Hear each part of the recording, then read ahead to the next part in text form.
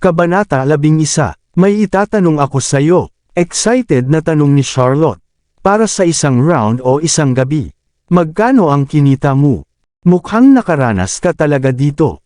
Ngumisi si Zachary. Ilang beses ka nang kumuha ng mga escort. Ikaw lang mag-isa. Ganti ni Charlotte. Nahihiya sa kanyang biglaang pagsabog, umubo siya ng ilang beses bago naging mabagsik ang kanyang boses. Tigilan mo na ang pag-iiba ng topic. Magkano ang kinita mo? Isang gabi. 10,000, sagot ni Zachary, habang nakakunot ang noo. Siya ay nasa tuktok ng kanyang karera sa negosyo, kung saan ang lahat ay tila mapurol sa kanya. Ang tandang babaeng ito ay nagbibigay ng kanyang payak na buhay ng higit na kulay at ginagawa itong mas nakakaaliw ngayon. Pagtayo sa isang tabi, si Ben ay nalilito. Tinatalakay ba ni Mr. Noct ang isang bagong pakikipagtulungan? Ano ang ibig niyang sabihin sa isang gabi? Ang 10,000 ba ay isang code phrase o isang bagay? Magaling. Maglipat ng 5,000 sa akin ngayon. Tuwang-tuwa si Charlotte. Pera. Papasok na pera. Hindi ako naghuhulog ng bayad ng maaga. I'll do that tomorrow morning, sagot ni Zachary. Pagkatapos ay naputol ang tawag. Nalungkot si Charlotte sa pagiging bastos niya. Bakit siya biglang bumaba? Sinusubukan ba niyang bumalik sa kanyang salita? Di bale. Dahil pumirma siya sa kontrata, sinagot ang aking tawag, at kahit na iniulat ang kanyang mga kita, sa palagay ko ay hindi na siya babalik sa kanyang salita. Maghihintay na lang ako, baka paggising ko may pera na sa account ko. Sa buong gabi, humiga si Charlotte at humiga sa kama. Panay ang tingin niya sa phone niya. Hindi, walang bagong paglipat. Hindi pa, 2 AM pa lang. Maghintay pa ako. Alas 6 na ng umaga nakatulog si Charlotte nang may dumating na text. Kinuha niya ang phone niya sa ilalim ng unan niya. Ito ay isang text na nagpapaalam sa kanya na ang paglilipat ng 5,000 ay ginawa sa kanyang account. Agad siyang napatalon sa tuwa. Ang galing! Ang unang pagbabayad ay nasa akin na. Mabilis siyang nagpadala ng text. Kakatanggap ko lang ng pera. Magandang trabaho. Magtrabaho ng husto ngayong gabi. Escort in debt. Naalala ko lang nagbayad ako kagabi. Sabi mo ibabawas mo sa utang ko. Charlotte, natatakot ako na gagastusin mo ang pera sa ibang lugar. Ilipat mo lang sa akin ang pera araw-araw at ibabawas ko ang 180,000 sa iyong utang. Huwag kang mag-alala. Escort in debt. Okay, Charlotte, magtrabaho ka rin ngayong gabi. Kung gumawa ka ng isang mahusay na trabaho, bibili ako ng ilang mga suplemento. Escort in debt, blanco ang reply. Matapos matanggap ang pera, tuwang-tuwa si Charlotte kaya hindi na siya nakabalik sa pagtulog. Kakalipat pa lang nila sa kanayunan, kaya kulang pa rin sila sa mga gamit sa bahay. Dahil weekend, gusto niyang isama si Mrs. Berry at ang mga bata sa pamimili. Si Charlotte ay dating spoiled na bata din. Sinamba siya ng kanyang ama at pinalaki na parang isang prinsesa. Nako, mahirap hulaan ang buhay. Matapos ang pagbagsak ng pamilya Wind, si Charlotte ay naging ina ng triplets. Bilang isang ina, binabantayan niya ang mga pinakabagong promosyon para makuha ang pinakamahusay na deal kapag namimili ng mga pang-araw-araw na pangangailangan. Hindi nagtagal ay nakarating na sila sa Grand Plaza. Nakasuot ng casual na denim shirt si Charlotte. Itinago niya ang kanyang telepono sa kanyang bum bag at itinaas ang kanyang manggas bilang paghahanda para sa pamimili. Robbie, Jamie, Ellie, mamili ako. Manatili kasama si Mrs. Berry sa playground, okay. Huwag bumala mag-isa, babalik ako kaagad. Okay, sabay-sabay na sagot ng mga bata. Sa sandaling iyon, nagsimulang kumuha ng mga video at larawan ang mga nanunood ng mga bata. Ang ilang mga binibini ay nagtitilian at nagsisigawan, oh, sila ba ay mga mixed race na sanggol? Paanong kaibig-ibig? Sobrang cute. Oo, tingnan mo ang kulot nilang buhok at matingkad na mga mata. Ah, para silang dalawang prinsipe at isang prinsesa sa isang fairy tale. Hindi pa ako nakakita ng ganoon kagandang mga bata. May isang loro sa balikat ng batang babae. Oh, tumango ito. Haha. Ang cute niyan. Ang mga bata ay nakakaakit ng atensyon saan man sila magpunta, kaya sa tuwing kailangan nilang pumunta sa isang lugar na matao, pinapasuot sila ni Charlotte ng mga face mask at sombrero upang maiwasan ang labis na atensyon. Mangyaring huwag kumuha ng mga larawan at video sa amin. This is an infringement of our image rights, malamig na paalala ni Robbie. Kaya kung makipag-selfie sa mga magagandang babae, pero walang selfie kasama ang mga lalaki. Napangisi si Jamie, mga magagandang babae lang. Siya, nakakaistorbo ka Fifi. Itinaas ni Ellie ang isang daliri sa kanyang labi. Tumango si Fifi sa balikat niya. Ah, napakaganda. Pwede ba kaming mag-selfie sa inyo? Pinalibutan sila ng ilang dalaga. Hindi, sorry, hindi namin ginagawa iyon. Nanatiling cool si Robbie. Okay, Robbie, Jamie, Ellie. Bumili na ako ng mga tiket. Pwede na tayong pumasok. Bumalik si Mrs. Berry dala ang mga tiket at ibinigay ito sa mga bata sa playground. Umakyat si Charlotte sa isang brand ng damit na pambata sa ikatlong palapag. May sale na nagaganap doon. Sumugod siya at kumuha ng cart bago sumiksik sa maraming tao sa sales section. Sa sandaling iyon, isang pangkat ng mga lalaking nakaitim ang nagmarcha ng may awtoridad at inutusan ang lahat na gumawa ng paraan. Agad namang huminto ang mga batang ina na abala sa pamimili. Napatingin sila sa eksena at nag-usap. Sino yun? Ang gandang pasukan. Wow, itong mga bodyguard na ito ay matatangkad at hot. Kahit sino sa kanila ay maaaring maging top male escort sa sultry night. Sa kanilang mga salita, lumubog ang puso ni Charlotte. Isang lalaking escort sa sultry night. Si escort in debt. Nagkakamali kayo. They are the bodyguards working for Divine Corporation's president, masiglang sagot ng isang ina na may maayos na bangs. Ang asawa ko ay nagtatrabaho sa Divine Corporation. Ang pangulo ay may 18 bodyguard na may gintong S logo sa kanilang balikat. Dagdag pa niya, I think the president is here, judging by the number of bodyguards. Wow! Isa pang ina na nananaginip. Ang mga bodyguard ay mga hunk. Nagtataka ako kung gaano ka-hot ang presidente. Karaniwan ang mga taong kumukuha ng mga gwapo at matatangkad na bodyguard ay pandak at pangit. Tama iyan. Bumungad sa isipan ni Charlotte ang kapansin-pansing kagwapuhan ni Zachary. Pandak at pangit. Hindi siya pandak at hindi rin pangit. Ang mga lalaking nakaitim ay naglagay ng linya ng depensa sa harap ng Italian restaurant sa tapat mismo ng shop at itinuwid ang kanilang mga likod sa alerto. Maya-maya, pumasok sa restaurant ang isang matangkad at kahanga-hangang lalaki. Nakatingin si Charlotte sa kanyang likuran mula sa malayo. Sa katunayan, si Zachary Noct, ang presidente ng Divine Corporation. Para bang pamilyar sa kanya ang likod nito? Saan kaya niya ito nakita noon? Samantala, sobrang saya ng mga bata sa playground. Si Mrs. Berry ay nanatili sa kanila sa buong oras. Lumapit sa kanya ang ilang magulang, at nagsimula silang makipagkwentuhan ng masigla. Pumunta si Jamie sa restroom para umihi. Palabas na siya ng banyo habang nasa bulsa ang mga kamay nang may makita siyang bakas ng dugo sa lupa. Agad namang nanlaki ang mata niya sa gulat. Ha! Bakit may dugo sa sahig? Nagtataka, sinundan ni Jamie ang bakas ng dugo at nakarating sa bodega kung saan nagpapahinga ang isang sugatang lalaking nakaitim. Maingat na tumigil si Jamie. Ang lalaking nakaitim ay nakasuot ng maskara at cap na ikinubli ang kanyang buong mukha. Ngunit walang tigil ang pag-agos ng dugo mula sa kanyang sugat.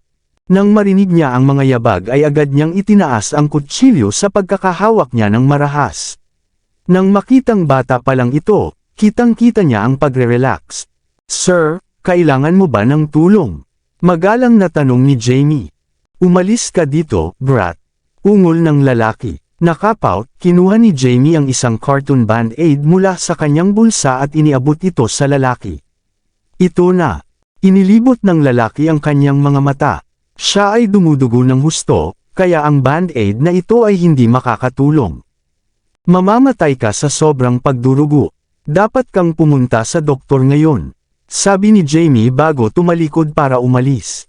Jamie, Ibinaba ni Fifi ang mga pakpak nito at lumipad patungo kay Jamie. Itinaas ni Jamie ang kanyang kamay, pinayagan si Fifi na makaupo ng ligtas sa likod ng kanyang kamay. Habang naglalakad ang dalawa, nakuha nila ang atensyon ng lahat. Hoy, ang cute na bata. Mayroon din siyang cute na loro.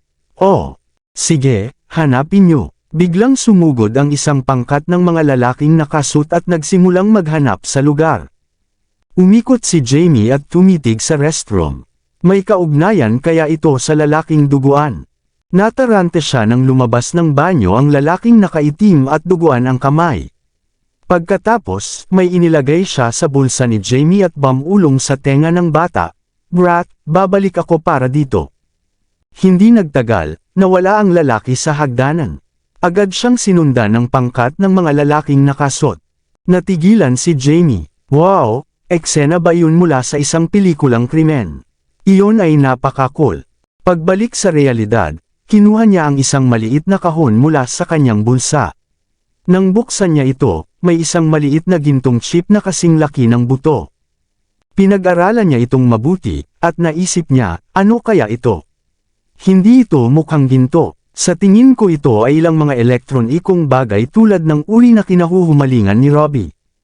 Buhi, binhi. Malalim ang iniisip ni Jamie nang humiwalay ang tuka ng maliit na si Fifi at kainin ang chip, na iniisip na ito ay isang buto.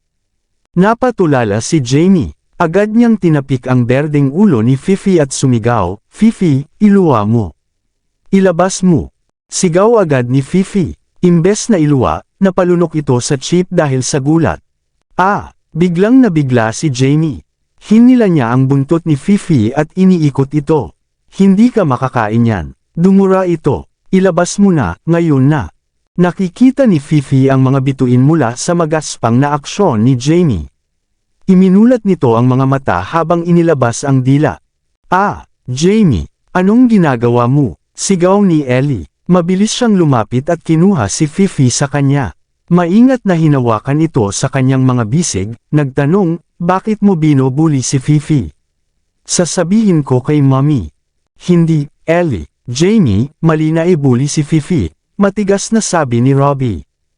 Ako, Fifi, tinuro ni Jamie ang sarili bago tinuro si Fifi nang walang magawa. Umiikot ang ulo ni Fifi habang nakahiga ito sa mga braso ni Ellie, na humihingal.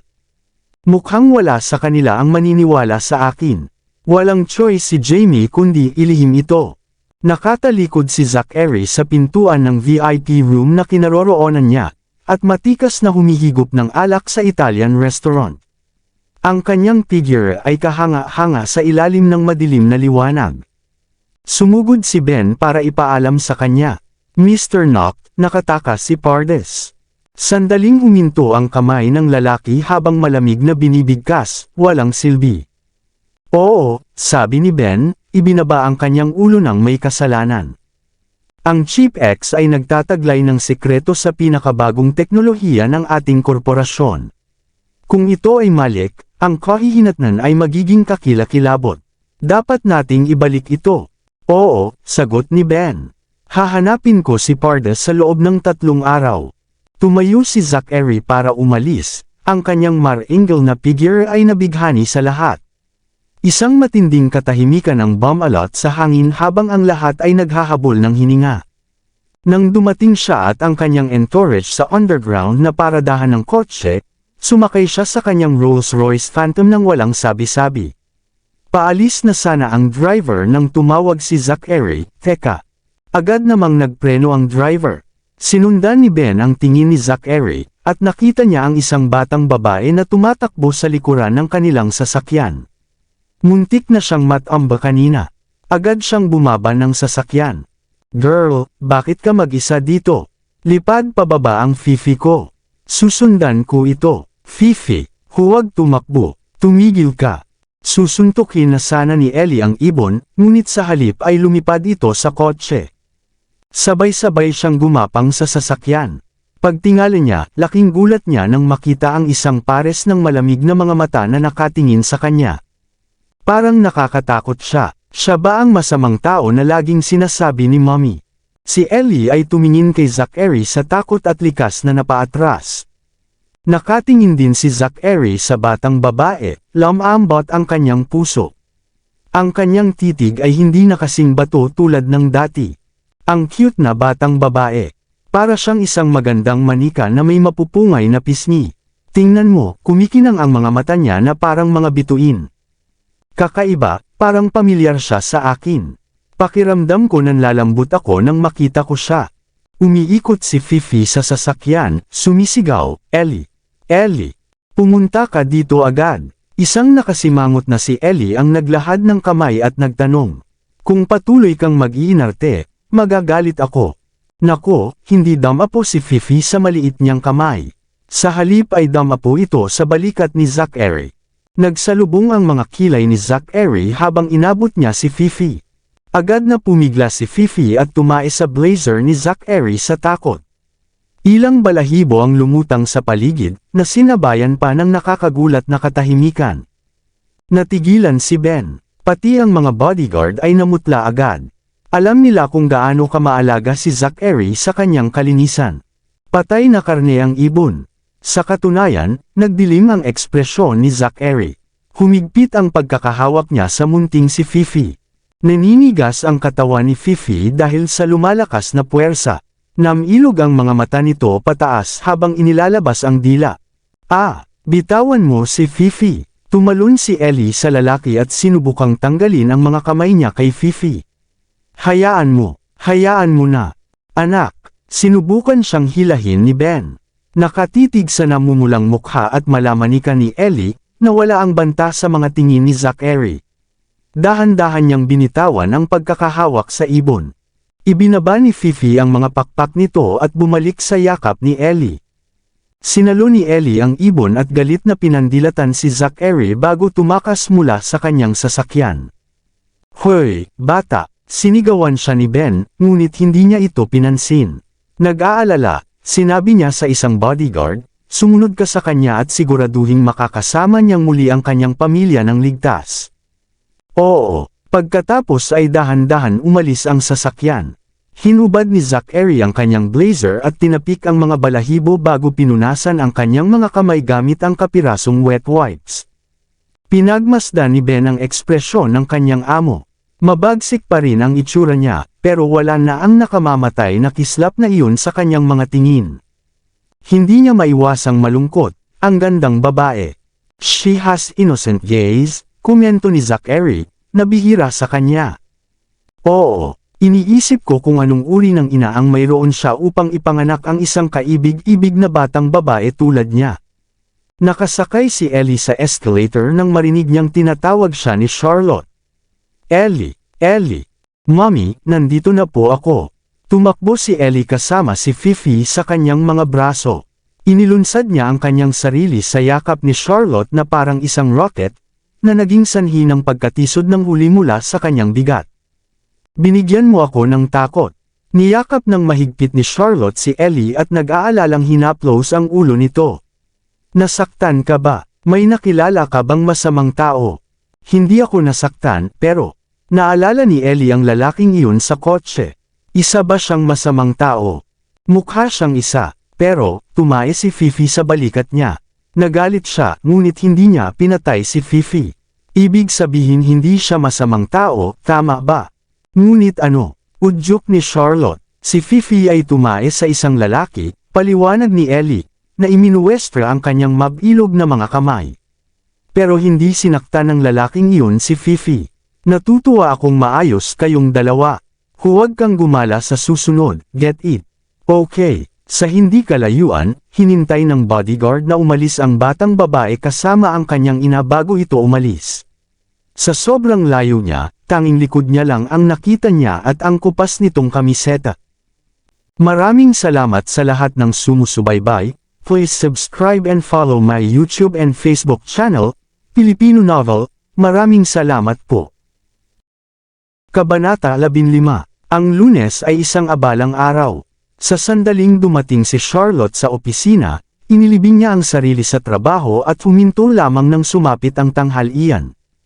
Sinundan niya ang kanyang mga kasamahan mula sa departamento ng administrasyon hanggang sa cafeteria ng kumpanya sa ika-21 palapag. Kakalabos pa lang nila ng elevator ay nabangga nila si Zachary. Ang lalaki ay lumabas ng elevator sa isang kahanga-hangang paraan, na naging dahilan upang tumigas ang hangin. Ang iba pa niyang mga empleyado ay umatras sa isang tabi at tahimik na tumingin sa lupa. Sumilip si Charlotte sa kanya at sinalubong ang kanyang nagyayelong tingin ng walang babala. Nagbaba siya agad ng tingin. Nakatitig ba sa akin si Devil? Huwag niyo akong pansinin. Ituloy niyo, utos ni Zachary. Nagulat ang mga empleyado sa sinabi ng kanilang presidente.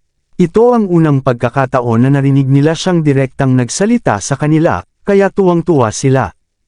Umupo si Zachary sa isang upuan sa tabi ng bintana. 2 bodyguard ang nakatayo sa likuran niya habang si Ben ay umalis para umorder ng kanyang pagkain. Muli siyang sinilip ni Charlotte. Ang sikat ng araw ay sumasalamin sa kanyang katawan, na binalot siya sa isang gininto ang kinang na parang isang Diyos na Griego. Kung ang lalaking ito lang ang ama ng triplets ko. Kasabay ng pag-iisip sa kanyang isipan, agad itong inalis ni Charlotte. Kinuha niya ang kanyang tray ng pagkain at sumunod sa kanyang mga kasamahan sa kanilang karaniwang mesa. Pagkaupo niya ay bumungad ang nakakainis na si Wesley. Hello. Inilibot ni Charlotte ang kanyang mga mata at tumabi sa kanya upang makalayo sa kanya. Paano ka makakain ng kaunti? Pang-aasar ni Wesley. Kumain ka ng marami dito. Naghahain ang cafeteria ng aming kumpanya ng marangyang buffet ng libre. Ito ay mas mahusay kaysa sa mga nasa 5-star hotel. Hindi siya pinansin, ibinaba ni Charlotte ang ulo at tinuon ang atensyon sa pagkain. Hoy, bakit kumakain si Mr. Knock sa cafeteria ngayon? Tanong ng kasamahan ni Charlotte, si Fiona. Na-curious din ako, hindi siya pumupunta sa cafeteria namin, sabi ni Lily, isa pa nilang kasamahan. Sumilip siya sa table na katapat nila at hininaan ang boses. Dahil sa presensya niya, lahat tayo ay na-tensed up. Tingnan mo kung gaano katahimik ang buong cafeteria ngayon. Oo, nanginginig ang mga kamay ko. Si Yolanda ay hindi nang ahas na tumangala. Huwag kang kabahan. Si Wesley ay tila hindi nabigla. Maaaring siya ay malamig, ngunit siya ay talagang pala kaibigan. Mr. Hall, mukhang kilalang-kilala mo si Mr. Knock. Isang lalaking kasamahan ang nagpahayag ng kanyang pagkamausisa. Nakita kong binati mo siya noong nakaraan. Oo naman. Close kami ni President, sagot ni Wesley. Nanghina ang boses niya, na parang nagpapahiwatig ng mas malalim na kahulugan ng kanyang mga salita. No wonder na promote ka ng napakabilis sa loob ng 6 na buwan. Magkaibigan pala kayo ni Mr. Knock. Ang mga kasamahang lalaki ay nagmamadaling lumapit sa kanya. Mr. Hall, alagaan mo kami sa hinaharap. Huwag kang mag-alala. As long as you're doing a good job, you'll get a promotion in no time, nakangising sabi ni Wesley. Hindi na kinaya ni Charlotte. Kinuha niya ang tray at tumayo para umalis. Sinundan siya ni Wesley. Charlotte, bakit tumayo ka na? Sa inis, bumilis ang mga yapak ni Charlotte. Hinabol siya ni Wesley at tumayo sa harapan niya. Bakit ka ba nagmamadali? Sabay tayong maglakad. Mr. Hall, hindi kita lubos na kilala. Bago pa matapos si Charlotte ay may bumangga sa kanya. Napahakbang siya pasulong mula sa puwersa habang ang kanyang hindi natapos na bolognese pasta ay tumalsik sa mukha ni Wesley. Habang ang pasta ay dumadaloy sa kanyang mukha, lahat ay huminga. Nanigas si Wesley, at lubos na natulala. Agad siyang nanimbalik sa katinuan at pinunasan ang sarsa ng bolognese sa kanyang mukha sa galit. Humagalpak ng tawa si Charlotte. Tila bastos ang reaksyon nito kaya agad siyang humingi ng tawad. I am sorry, hindi ko sinasadya iyon. May bumangga sa akin at natapon ko ito. Nang umikot siya para tingnan, napagtanto niyang ang nakabunggo sa kanya ay walang iba kundi si Zachary. Nagyayelo ang ekspresyon ni Zachary habang nilalampasan siya. Napatulala si Charlotte sa kanyang likuran. Siya ba yung nakabangga ko kanina?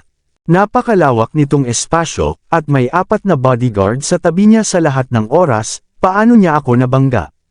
Don't tell me, sinasadya niya. Hindi ka ba tumitingin sa dinadaanan mo, Charlotte? Sigaw ni Wesley sa kanya, galit na galit. I am sorry, I am sorry. Itinuro ni Charlotte ang direksyon kung saan nawala si Zachary at mahinang nagpaliwanag, si Presidente ang nakabangga sa akin, kaya hindi ko sinasadya.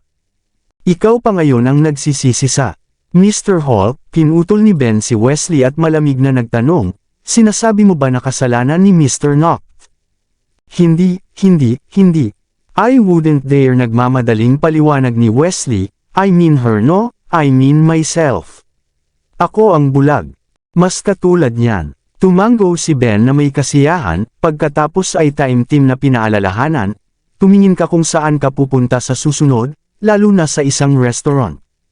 Hindi magandang mag-aksaya ng pagkain. Naiintindihan. Ibinaba ni Wesley ang kanyang ulo bilang pagsuko. Nang makita ang hitsura ng kahihiyan sa mukha ni Wesley, si Charlotte ay tahimik na nagsaya sa kanyang puso. Ang turok na ito ay sa wakas ay tumakbo sa isang sagabal. Malamang hindi na siya maglalakas loob na asarin ako mula ngayon. Nang matano ni Zachary ang paraan ng palihim na pagsasaya ni Charlotte, ang kanyang mga labi ay nabuo sa isang malabong ngiti. Tumunog ang kanyang telepono nang sumara ang pinto ng elevator, at agad niya itong kinuha. Magsalita ka. Mr. Knox, nahuli namin si Pardes, ngunit wala siyang chip sa kanya. Malamang ay itinago niya ito sa ibang lugar. Ginamit ko ang lahat ng paraan para pilitin siyang magtapat, ngunit nanatiling tikom siya hanggang ngayon. Maaaring kailanganin nating gumawa ng mas matinding mga hakbang. Ang isang lalaking tulad niya ay sumailalim sa impyernong pagsasanay. Hindi uubra sa kanya ang pagpapahirap. Iniutos ni Zachary, tingnan ang footage ng surveillance sa Grand Plaza at tingnan kung ipinasa niya ito sa kanyang mga kasabwat. Oo, titingnan ko agad. Sa oras na umuwi si Charlotte mula sa trabaho, isang masasarap na pagkain ang inihanda ni Mrs. Berry. Hindi nagtagal, ang pamilya ng 5 ay nagsaya sa kanilang hapunan ng magkasama. Ikinumpas ni Fifi ang mga pakpak nito at damapo sa balikat ni Ellie, ipinahid ang ulo nito sa chubby chick ni Ellie. Pinakain ito ni Ellie ng buto ng melon, ngunit hindi ito masayang kinakain tulad ng karaniwang ginagawa nito. Sa halip, umiling ito, nagpupumiglas sa isang ikot ng mga sinok. Napatingin si Ellie sa tray ng pagkain nito. Nang mapansin na ang pagkain ay ganap na hindi nagalaw, siya ay nag-aalalang sinabi, Mami, si Fifi ay hindi pa kumakain ng kahit ano mula kagabi at patuloy na nagkakaroon ng hiccups. May sakit ba? Anong mali? Hinaplos ni Charlotte ang mabalahibong maliit na ulo ni Fifi, ngunit mukhang walang sigla. Siguro hindi pa nakaka-recover si Fifi sa gulat na naranasan nito sa mall noong isang araw. Iminungkahi ni Mrs. Berry, dalhin mo ito sa doktor ngayong gabi. Oo, gagawin natin yan. Tumango si Charlotte bilang pagsang-ayon. Tumingin si Jamie kay Fifi at kumunat ang noo, nag-alinlangan sandali. Sa wakas, hindi na niya nakayanan at bamulong, Mommy, actually, Fifi eat a gold thingy. Kaya hindi komportable ang pakiramdam. Gold thingy, napakurap si Charlotte sa gulat. Oo, ito ay ganito kalaki, pahiwatig ni Jamie gamit ang kanyang mga daliri. Halos kasing laki ng pinky finger ko. Sa palagay ko wala tayong ginto sa bahay natin. Naguguluhan si Charlotte. Wala sa bahay natin. Noong nasa mall kami, binigay sa akin ang nakamaskara na nakaitim, paliwanag ni Jamie. Masyado ka na bang nanunood ng cartoon? Iginala ni Robbie ang kanyang mga mata kay Jamie sa paraang pang-adulto. Totoo naman, mabilis na ikinwento ni Jamie ang mga pangyayari noong araw na iyon ng detalyado. Sa oras na siya ay tapos na, ang lahat ay tulalang mga tingin sa kanilang mga mukha. Hahaha, tumawa si Mrs. Berry. Jamie, nakakaaliw talaga ang kwento mo. Nakita mo, masyadong maraming cartoon. Muling iginala ni Robbie ang kanyang mga mata at nagpatuloy sa pagkain. Bakit walang sinuman sa inyo ang naniniwala sa akin? Namumula ang pisngi ni Jamie sa pagkabalisa.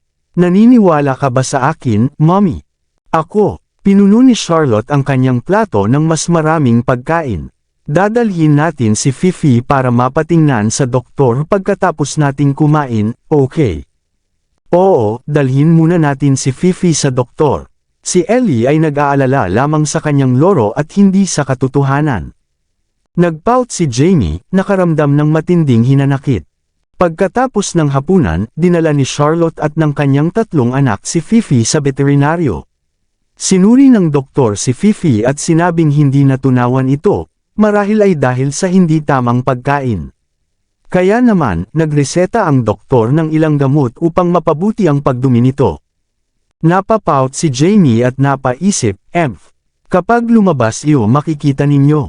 Sa bahay, sa oras na pinakain ni Charlotte si Fifi ng gamot at inihiga ang kanyang mga anak sa kama, pasado 9:00 na. Humiga siya sa kanyang kama pagkatapos maligo at nagpadala ng text kay Escort Indet. How is business tonight? Sumagot siya, hindi maganda, walang pumili sa akin. Nag-alala si Charlotte at nag-type ng mahabang mensahe, nagtuturo sa kanya kung paano manligaw sa mayayamang babae at makipag-usap sa negosyo. Huwag palaging magsuot ng maskara at magpanggap na cool. Kahit na may mga babaeng mayayaman na naghuhukay ng malamig at malayong mga lalaki, may ilan din na gusto ang mga matingkad at bubbly na lalaki. Kailangan mong iakma at baguhin ang iyong estilo ayon sa sitwasyon. Isa pa, kapag ang mga babaeng mayayamang iyon ay nagsimulang pumili ng kanilang lalaki, dapat mong ipapuri sila sa iyong alindog. Habarin ang iyong kamiseta upang ang iyong abs at mga kalamnan sa dibdib ay makikita ng buo. Pagkatapos ay gumiling ng kaunti gamit ang iyong mga balakang. Ang mga babaeng mayayamang iyon ay hindi magkakaroon ng pagkakataon, at sila ay maglalaway sa kanilang sarili. Pagkatapos, kailangan mong sabihin sa kanila na mayroon kang magandang tibay at maaaring tumagal ng ilang edad. Mahusay na tibay at maaaring tumagal ng ilang oras. Mukhang naaalala mo ang gabing iyon ng napakalinaw. Pulang-pula ang mukha ni Charlotte nang mabasa ang sagot niya, at nagpadala ito ng galit na emoji sa kanya. Tinuturuan kita kung paano magnegosyo at kumita ng pera, ngunit sa halip ay nagsasalita ka tungkol sa mga walang kwentang bagay. Kung hindi mo maabot ang iyong target ngayong gabi, kailangan mong bumawi para sa susunod na araw. Sinabi ko na sa iyo noon na dapat mong bayaran ako ng hindi bababa sa 5,000 araw-araw. Sinagot siya ni Escort Indet ng pawis na emoji. Magtrabaho ng mas mahirap, maglagay ng kaunting pagsisikap. Ang gabi ay maaga pa. Sino ang nakakaalam? Baka may negosyong kumakatok sa iyong pinto pagkalipas ng hating gabi. Huwag maging mapili. Who cares kung payat o mataba ang mga babaeng mayayamang iyon? Hanggat may gusto sila sayo, liligawan mo sila. Hindi nakaimik si Escort Indet. Kalimutan mo na. Pupunta ako sa sultry night ngayon at dalhan ka ng ilang supplement, at baka turuan ka rin ng ilang mga kasanayan habang nandoon ako. Ang pagiging boss ay nangangahulugan ng paggastos ng pagsisikap na mapagtagumpayan ang mga manggagawa sa halip na bulag-bulagang pisilin silang tuyo. Kailangang mamuno ang isang amo ng may kabutihan at damdamin, kung hindi ay aalis ang mga manggagawa. Naalala ni Charlotte ang mga aral sa negosyo na itinuro sa kanya ng kanyang ama noong nakaraan at nagpa siya na tretuhin si Escort Indet na ito ng mas mahusay mula noon. Matapos ipaalam ni Charlotte kay Mrs. Berry kung saan siya pupunta, nagpalit siya ng damit at pumunta sa botika malapit sa kanyang lugar. Ipinikit niya ang kanyang mata at inilibot muna sa kanyang paligid, bago naglakad patungo sa counter para tanungin ang tindera, maaari ko bang malaman kung mayroon kang mga suplemento para sa pagpapabuti ng sex drive? Para sa isang lalaki o isang babae? Tanong ng tindera. Para sa isang lalaki, hininaan ni Charlotte ang kanyang boses sa isang bulong. Ito ang mayroon kami. Alin ang gusto mo? Itinuro ng tindera ang hilera ng mga glass cabinet sa likod ng counter. Gusto ko yung pinakamura, walang pag-aalinlangan na sagot ni Charlotte. Ito naman, naglabas ng isang bote ng supplement ang tindera. Ito ay binibili ng 3 libre ang isa.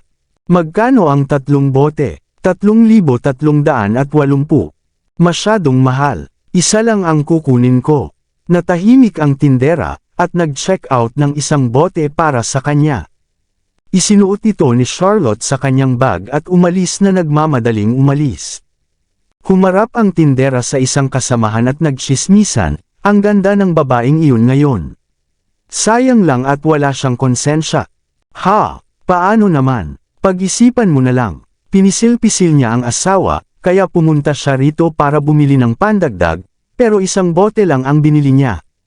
I mean come on, you can't have your cake and eat it too. Ha ha ha, anong bisyo ng asawa? Pagkalabas ng Botica, sumakay si Charlotte ng taxi patungo sa Sultry Night at hinanap si escort Indet. Diretso siyang pumunta sa private room kung saan sila nagkita dati. Sure enough, nandoon siya. As usual, nakatago ang mukha niya sa likod ng misteryosong maskarang iyon. Nakasuot ng all black, inayos niya ang isang matayog na poster habang nakasandal sa sofa at humihigop sa kanyang inumin, na nagmumula sa isang hindi mapigil ang mapagmataas at hindi malapitan na aura. Tingnan mo yang ugali mo. No wonder walang pumili sa'yo. Kinastigo agad siya ni Charlotte pagkapasok niya sa kwarto. Yung mga babaeng mayayaman ay pumupunta dito para humanap ng kasiyahan, hindi para magmakaawa ng masakas. Sino sa tingin mo ang liligawan mo ng masungit mong mukha? Bueno, kunin mo o iwanan mo. Inikat ni Zachary ang baso sa kanyang kamay. Siyempre, sa pamamagitan ng pagkita ng mas maraming pera at pagbabayad ng iyong utang sa akin ng mas maaga. Gulong-gulo na ang isip ni Charlotte noon at nagsimula siyang mouthful, and also. Itinuro niya ang mamahaling bote ng red wine sa mesa, sinusubukang i-diffuse ang sexual tension sa hangin. Huwag kang gumastos ng sobra. Huwag magsinungaling ng mga bank statement. Ito ay binayad ng isang kliyente, casual na sagot ni Zachary. Ah, nakikita ko, mas may katuturan iyon. Iniisip ko kung paano mo kayang bumili ng ganoon kamahal na bote ng alak. Nagpatuloy sa paglilipat si Charlotte. Nag-order na ba sa iyo ang kliyenteng iyon? Tinanggihan ko siya. Sinadya siyang tuksuhin ni Zachary, 58 years old and 280 pounds. Masyado pa akong bata para mamatay sa kama. Isang ungol ng tawa ang kumawala sa mga labi ni Charlotte, at inabot niya ito upang pisilin ang braso nito. Malakas ka at puno ng mga kalamnan. Walang paraan na madali kang mamatay. Hinawakan ni Zachary ang gumagala niyang maliit na kamay at hinatak siya sa kanyang mga bisig. Bakit hindi mo muna ako subukan? Hindi. Si Charlotte ay labis na nabigla kaya naglabas siya ng halos magkakaugnay na mga salita, huwag subukan ang anumang nakakatawa. Kung hinawakan mo ako, isusumbong kita.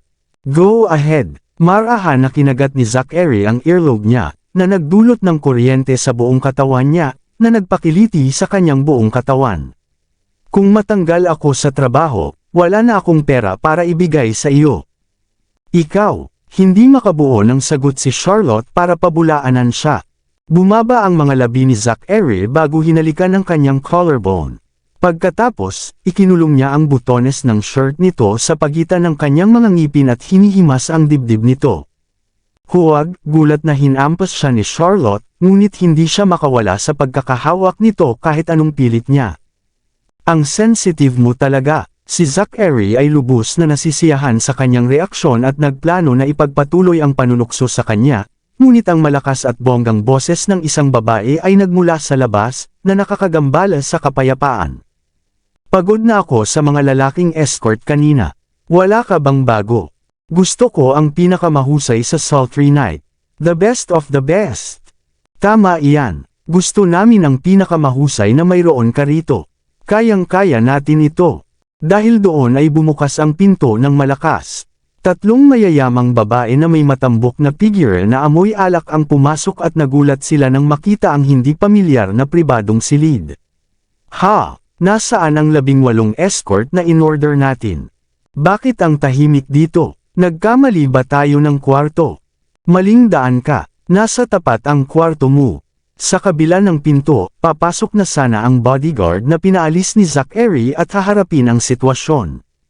Gayunpaman, agad siyang napaatras nang sinulyapan siya ni Zachary ng isang makahulugang tingin. Itinulak ni Charlotte ang sofa at inayos ang kanyang damit na nakatalikod sa pinto. Hoy! May isa dito. Nakita ng tatlong babae si Zachary at tuwang-tuwa silang nagtipon sa paligid niya, hinuberan siya ng kanilang mga mata. Ang kanyang katawan at hitsura ay top-notch. Siya ay ganap na nasa ibang antas kumpara sa mga boring doon. Dominante at walang awa, ang tasa lang ng tiya ko. Hoy gwapo, escort ka rin dito ha. Pangalanan ang iyong presyo, may pera kami. Inalagaan ni Zachary ang kanyang inumin at hindi sila pinabayaan ng tingin. Ang malamig at dominanteng ugali niya ang lalong nagpagutom sa kanya ng tatlong babae. Nang mapansin ito, sinamantala ni Charlotte ang pagkakataong kumita ng kayamanan at sadyang ginulo silang tatlo. Oh, ikaw ngayon, mukhang hindi mo kayang uminom dito. Saan ba nanggaling ang babaeng ito? How dare you speak sa amin ng ganito? Sinama ng tingin ng mga babae si Charlotte. Hindi mo ba alam kung sino kami? Wala akong pakialam kung sino ka. Kumapit si Charlotte sa braso ni Zachary at nagbabala. Ako ang unang nakakita sa kanya. Bahagyang tumaas ang kilay ni Zachary habang pinag-aaralan siya ng may intriga. Ang isa sa mga babae ay naglabas ng isang stack ng banknotes mula sa kanyang bag at inihagis ito sa mesa. Bata, maraming escort dyan.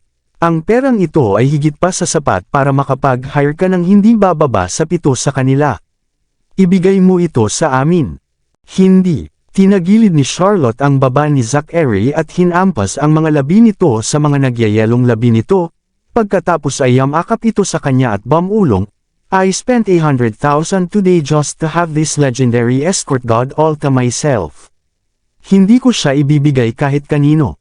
Kaya lumabas ka na. Go! Go! Go! Umakyat ang mga kilay ni Zachary sa kanyang linya ng buhok, pagkatapos ay itinikom niya ang kanyang mga labi, na nananabik ng higit pa sa isang halik mula sa kanya. Pero escort god, seryoso, ito ba ay isang uri ng pag-upgrade? 100,000, tingnan mo ang mura mong damit. Paano mo nagagawang gumastos ng napakaraming pera? Tanong ng isa sa mayamang babae.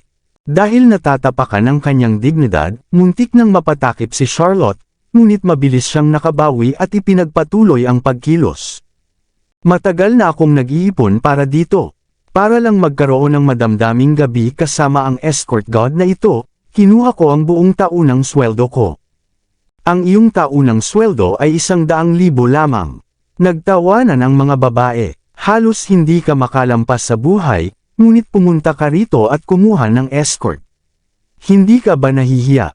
Bakit ako dapat? Akin siya ngayong gabi. Hinimas-himas ni Charlotte ang mga kalamnan ni Zachary, na sinadya itong pukawin. Tingnan mo itong perpektong katawan. 100,000. Ha! Gagastos pa ako ng 1,000,000 kung kailangan ko. Inis ka ng tatlong babae ang katawan ni Zachary mula ulo hanggang paa, at halos maglalaway sa pag-iisip kung ano ang nasa ilalim ng kanyang damit. Tinitigan ni Zachary si Charlotte habang ang isang mapanganib na kislap ay kumikislap sa kanyang mga mata. Hindi naglakas loob na salubungin ni Charlotte ang kanyang tingin. Sa katunayan, siya ay naguguluhan sa loob, ngunit para sa kapakanan ng pera, siya ay lumabas. Sige, 1,000,000 iyon. Ang isa sa mga babae ay nagpunit ng isang tseke at inihagis ito kay Charlotte. Maaari ka nang lumayas ngayon. Ito ay 10 beses sa halagang ginastos mo. Ngumisi naman ang isa pang babae. Para sa isang taong nabubuhay sa ilalim ng lipunan, duda ako na maaari kang kumita ng 1,000,000 kahit na binigyan ka ng panghabang buhay. Well, mukhang naka-jackpot ka ngayon, kaya lumayas ka na. Tama iyan. Kunin mo na rin ang pera sa mesa. Saka bilasan mo at mawala ka na. Hinikayat siya ng tatlong babae, na gustong-gusto na umalis si Charlotte sa sandaling iyon upang maipagpatuloy nila ang kanilang gabi. Sinuri ni Charlotte ang tseke at iningatan ito nang makumpirma niya ang bisa nito. Pagkatapos, binuksan niya ang kanyang bag at mabilis na pinasok doon ang mga banknotes sa mesa. Aalis ako ngayon, aalis na ako ngayon. Magsaya kayo. With that, tumayo na siya at aalis na sana. Gayunpaman, ang lelayan ng kanyang kamiseta ay hinawakan mula sa likuran, napahawak siya sa pwesto. Tumingin siya sa likod at nakita niya na si escort Indet ay nakahawak sa kanyang shirt at nakatitig sa kanya. Patay ka kapag umalis ka. Maging mabuting bata at magtrabaho ng husto. Hinawi ni Charlotte ang kanyang mga daliri sa kanyang shirt. Yakap-yakap ang kanyang bag na puno ng pera sa kanyang dibdib. At kumari pa siya ng takbo palayo nang hindi lumilingon kahit minsan. Habang pinagmamasdan siya ni Zachary na tumakas, unti-unting nagdilim ang mga mata niya at humigpit ang kamay niya sa glass wine. Matapos makatakas mula sa pribadong silid, isinandal ni Charlotte ang kanyang likod sa pintuan habang may bakas ng guilt sa kanyang puso. Ang tatlong mayayamang babae na iyon ay malamang na tumitimbang ng halos 700 libra sa kabuuan. Kakayanin ba ito ni Escort in Debt? Dapat ay bumili pa ako ng ilang bote ng mga supplement na iyon para sa kanya. Binuksan ni Charlotte ang pinto para sumilip sa loob at nakita niya ang tatlong babaeng papalapit kay Escort in Debt na parang mga gutom na lobo. Nahaharangan ng kanilang matabang likod ang paningin ni Charlotte, kaya hindi niya makita ang ekspresyon ni Escort in Debt. Naisip niya na siya ay nanginginig sa sofa sa sandaling ito, at nagmamakaawa sa isang nakakatakot na boses, "Please, let me go." Marahan siyang bumantong hininga, saka isinara ang pinto at hindi pinansin ang nakonsensya niyang konsensya, at binilisan niya ang mga hakbang para umalis. "Andito na kami, Escort God." Hahaha. Ang tatlong babae ay inilunsad ang kanilang mga sarili kay Zachary na may punanabik na dumadaloy sa kanilang mga ugat. Walang reaksyon si Zachary, ngunit nang ibaba niya ang kanyang tingin ay sabay silang bumagsak sa lupa. Dahil sa bigat ng mga ito, yumanig ang lupa na parang tinamaan ng lindol, na halos mabasag ang coffee table sa proseso. Itinulak ng nakaitim na bodyguard ang pinto at pumasok sa silid, at maingat na nagtanong, "Are you okay, Mr. Noct?" "Linisin mo ito." Tumayo si Zachary sa coffee table para umalis, ayaw niyang madumihan ang talampakan ng kanyang sapatos sa tatlong babaeng nasa lupa. Lumabas si Charlotte mula sa sultry night at pumara ng taxi. Sa biyahe pa uwi, nagkasala siyang nagpadala ng text message kay Escort in Debt, "Okay ka lang ba?" Walang sagot. Nagpadala siya ng isa pang mensahe. "Kung hindi mo na talaga kaya, tumakas ka na lang. Huwag mong pilitin ang iyong sarili na tiisin ito." Wala pa ring reply. Tinawagan siya ni Charlotte, ngunit walang sumasagot. Lalo siyang nakaramdam ng pagkabalisa. Shit, baka may nangyari sa lalaking iyon. O baka naglilingkod siya sa kanyang mga kliyente at gustong panatilihing propesyonal ang mga bagay-bagay. Sa hindi malamang dahilan, bahagyang nakaramdam ng guilt siya. Kabanata 20. Kinaumagahan, sinigurado ni Charlotte na ligtas na nakasakay sa bus ang kanyang triplets bago sumugod sa kumpanya. Dahil mahuhuli na siya, dinala niya ang kanyang heels at walang tigil na tumakbo. Nang makarating sa driveway ng kumpanya, isang Rolls-Royce Phantom ang biglang tumakbo papunta sa kanya mula sa gilid, na walang intensyon na bumagal. Hindi naiwasan ni Charlotte ang sasakyan sa oras, at nahulog sa lupa sa takot. Ang sasakyan naman ay huminto 1 pulgada lang ang layo sa kanya.